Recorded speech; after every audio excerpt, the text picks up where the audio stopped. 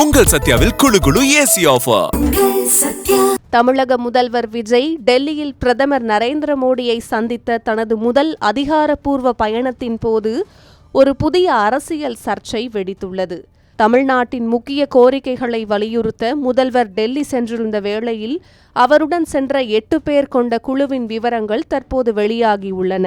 அதில் B. Jagadish, Vishnu Reddy, Ramkumar, Rajendran, Naeem ஐத்தண்டி கூவக்கண்டி, Senthilkumar, நரிசெட்டி Maria Joseph Anil ஆகியோருடன் சேர்ந்து விஜயின் தனிப்பட்ட ஹேர் ஸ்டைலிஸ்டான ஜெகதீஷ் அவஸ்தியும் சென்றது மிகப்பெரிய விவாதமாக மாறியுள்ளது. அரசுமுறை பயணத்தில் விஜய் எதற்காக ஹேர் ஸ்டைலிஸ்டை கூட்டி சென்றார் என்ற கேள்வியும் எழுந்துள்ளது. இவர்தான் மும்பையை சேர்ந்த ஜெகதீஷ் அவஸ்தி.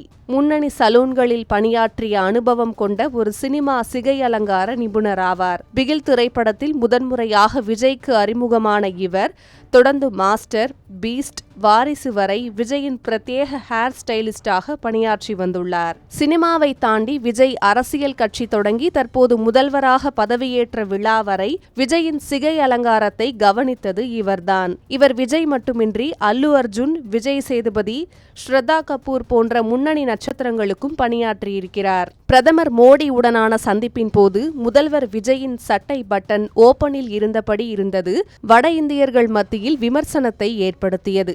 பிரதமரை சந்திக்கும் போது முறையான ஆடை கட்டுப்பாடு இல்லை என அவர்கள் விமர்சித்தனர். இந்த சூழலில்தான் முதல்வரின் தலைமுடியை அழகாக பராமரிக்கும் ஹேர் ஸ்டைலிஸ்டும் அரசுமுறை பயணத்தில் அவருடன் டெல்லி சென்றதுதான் தற்போது பேசுபொருளாக மாறியுள்ளது. இந்த விவகாரத்தை கையில் எடுத்துள்ள நடிகை கஸ்தூரி, முதல்வருடன் அவரது ஹேர் ஸ்டைலிஸ்ட் டெல்லி சென்றது உண்மை எனில் அவர் எதற்காக சென்றார், அதற்கான செலவை யார் ஏற்றது என ட்விட்டரில் கேள்வி எழுப்பியுள்ளார். இதற்கு விஜய் ரசிகர்கள் அது பழைய புகைப்படம் என மறுத்தாலும் கஸ்தூரி தனது கேள்வியில் உறுதியாக இருக்கிறார்.